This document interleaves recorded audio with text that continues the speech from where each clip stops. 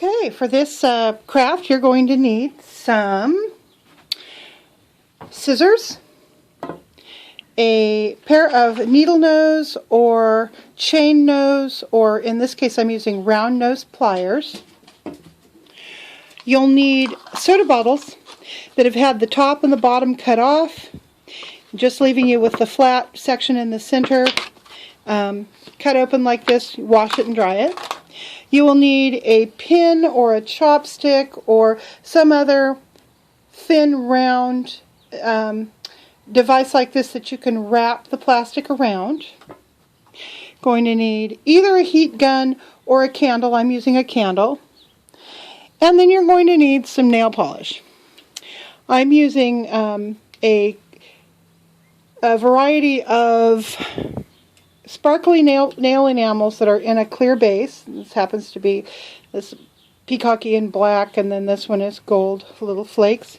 And then you'll also need some more or less opaque nail enamels. I'm using purple and orange. So, first thing you do is you take your soda bottle. I'm just going to show you this one uncut up. And you're going to want to cut it down far enough that you're past the curve and you're into the flat section in the center.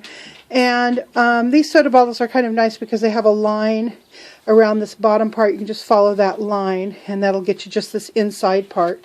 I've already prepared from a smaller soda bottle. I've already prepared this. So let's get started. Okay, first let me show you what I've made so far. These beads, I made, this was my first attempt. The first ones I made were these kind of barrel-shaped beads. I just cut them into strips. I didn't cut them on the diagonal. So that leaves you with, you know, little beads that are kind of cylindrical. Then I started making them where I cut the bead on a I cut the strip of the soda bottle on a diagonal, and then I wrapped it so that you start wrapping at the big end and you end at the small end, and that made more of a oval shaped bead, and it does this really neat thing where the edges curl up and makes just a real pretty edge. I like these smaller beads the best. I really think they turn out beautifully, and they can be used in so many different projects. Although I have given some thought to taking some of these big beads that I've done, like these, and making a beaded curtain for my dining room table. I thought that would be really neat to hang in the window in the summertime. So we'll see how that goes. So anyhow, this is what they look like when you're done. Now, first up, what you're going to want to do is take and cut this piece into strips. Now I'm cutting about, I'd say these are about 3/4 inch strips. It doesn't have to be perfect. You can see I'm just kind of eyeballing it, because the way this thing melts and shrinks, you're not gonna see any variation in it at all. So let me just go ahead and finish cutting these up. Okay, so my 1 liter bottle yielded 10 of these little strips. Sometimes you'll find, let's see, here's one. You'll have maybe a little burr or something. Just go ahead and trim that off. It'll just be easier to work with if you just trim those off the ends. So that's what you end up with. Now what you're going to do is you're going to cut this on a diagonal, starting in one corner and going down to the other. Again, I don't mark this, I just kind of eyeball it. I love crafts where you don't have to do a whole lot of measuring, where it just kind of happens.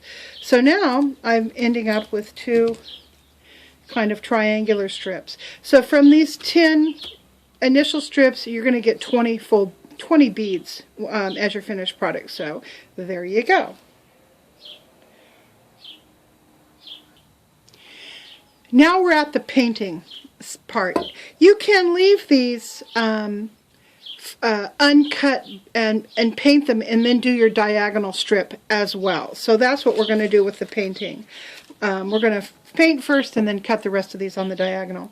The first thing you do is you choose the glittery color that you want. In the clear base, I'm going to use this kind of gold, and I'm going to shake it up. Shake, shake, shake, shake, shake, shake, shake. And I'm just going to paint it.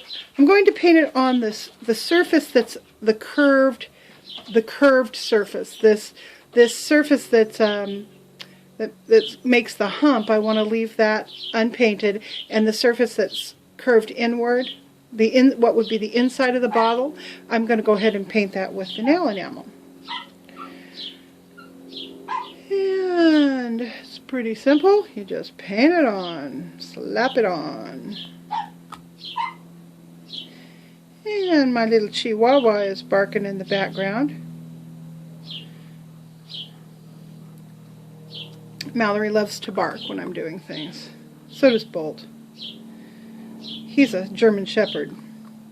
And she's a Chihuahua, and they're best friends. Okay, so you get this thing painted. I'm going to paint some of the other color as well to show you. This is the, I used the LA Colors. This came as a gift from my friend Matronista. Please check out her channel. She does crafts, nail stuff. They do a lot of camping videos as well. It's Matronista here on YouTube. And she sent me this lovely LA Colors glitter. And I get that painted on. Now, another thing I've discovered is these glittery colors will often get very thick in the bottle.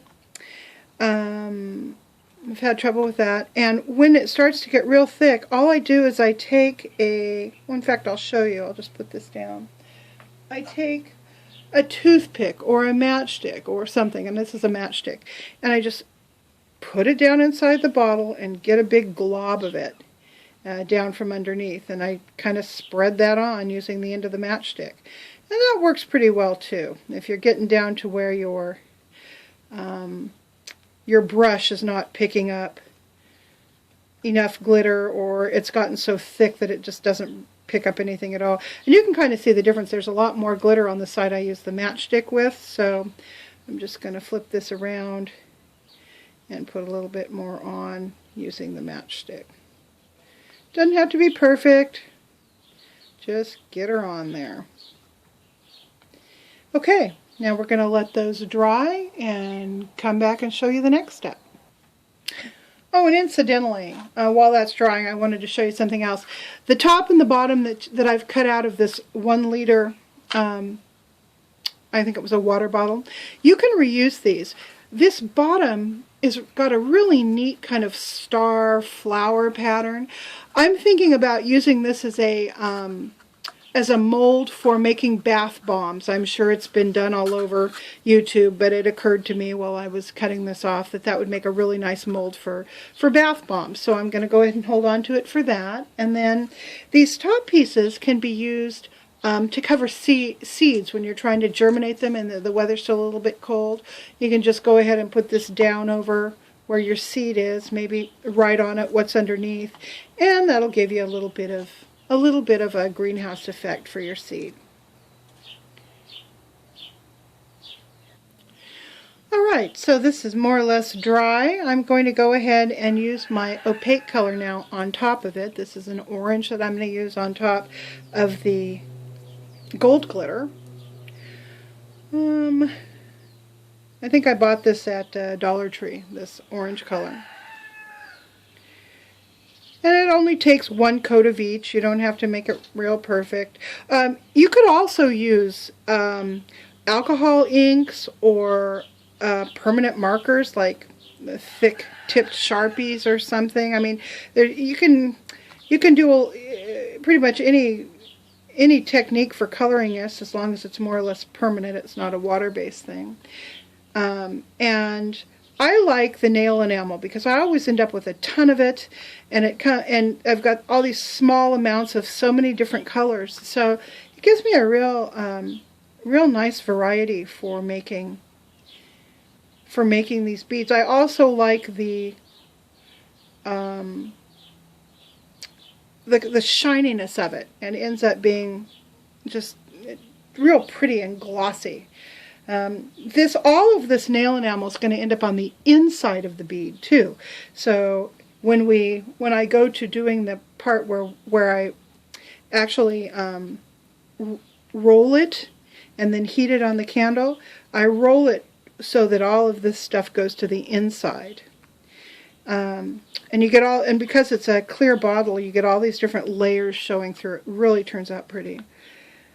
So I'm just going to hit this with the purple, and then I'm going to go ahead and let this dry. Okay, and we are back. I've got them all painted and stripped up. I did one here that is just glitter. I didn't use any opaque, and I saved it to just kind of show you one more time how I do it, how I cut it. I just start at one end, and you cut at a diagonal heading for the other end, like so. And they aren't anything the same, but that's okay. They don't need to be. I'm going to flip these over so you can see how the colors look. They're real sparkly and glittery. The ones that have the big pieces of glitter are particularly glittery. I did some in pinks and reds, and I did some in black and pink. I really like the way this color scheme is. So now this is how you make them into something. So I'm just going to put all these off to the side. And start with my candle. I'm going to go ahead and light that. So I have lit my candle. I've made a few already. I'm going to set to the side, and I'll show you what we do. First of all, what I want to do is I want to trim the wide end into more of an oval shape. So I'm going to cut off the corners so that we have more of an oval shape. That I've found just gives a nicer bead. So, put my candle off to the side for a second. Now this is how I wrap it. I just take my chopstick or whatever, and I hold it, the end there with my thumb, and I wrap it around, and you really have to kind of squeeze it till you've gotten around once so that you can hold on to it pretty well. And then you slowly and carefully, using a lot of pressure, because you really have to hold on to this, because it's going to want to unravel, unwrap. You just roll it up. You're aiming this point towards the center of the bead as you roll. And you end up like that. Then you take your pliers, you go into the center of the bead, and you hold it so that this little tab thing you're just right on top of it, like that. And the reason is this metal will heat up, and it will cause that little skinny end of the tab to adhere to the bead as you're running it over the flame. So here's the flame, here's my bead, and this is what you do. All you do is you hold it over the flame, and you constantly moving back and forth. You don't want to get it so low that it's going to light it on fire, but you want to get it low enough that it's going to melt. And I'm going to hold this whole shoot and match up a little bit higher for you to see. So you can see that I'm just kind of slowly moving it back and forth. You can see here that the edges have begun to curl up. That's how you know it's it's doing its thing. I'm going to turn it so this is down. The little tab is down so I can get that nice and heated up, nice and melted. You want to make sure that you melt it long enough that that all layers pretty much start to melt, because if you don't, it's going to want to uncurl on you. So you just kind of take your time and you move that back and forth over the flame. Alternatively, you can use a that actually began to burn there a little bit. Alternatively, you can use a heat gun. I don't have a heat gun. I've never used one, so I'm just using the candle method. And I'm holding this up so you can see it, but, you know, what I really ought to be doing is just leaving the candle down like here and doing it like this. Oh, I don't know. It takes probably less than a minute, really. If I were concentrating on getting it right down there to the flame and I wasn't talking to you while I was doing it. So that's about right. So when you take it off, you can see the little tab is adhered. These little edges have begun to curl a little bit, and you have a finished bead. So I'm going to show you what I've done so far. They're looking real pretty. So I don't know what I'm going to make. This is the one that I did that was just layers of glitter. It turned out real pretty. So that is how you do it. I'm going to do one more. Show you. Take one of the pink ones. The pink is so pretty. So you cut off these edges like I showed you, so that that's round. You take and you roll that up around the chopstick.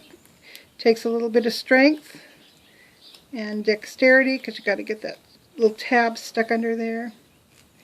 You just keep rolling and holding the pressure on the bead so that it stays nice and tight, aiming the point towards the center as you roll, like that.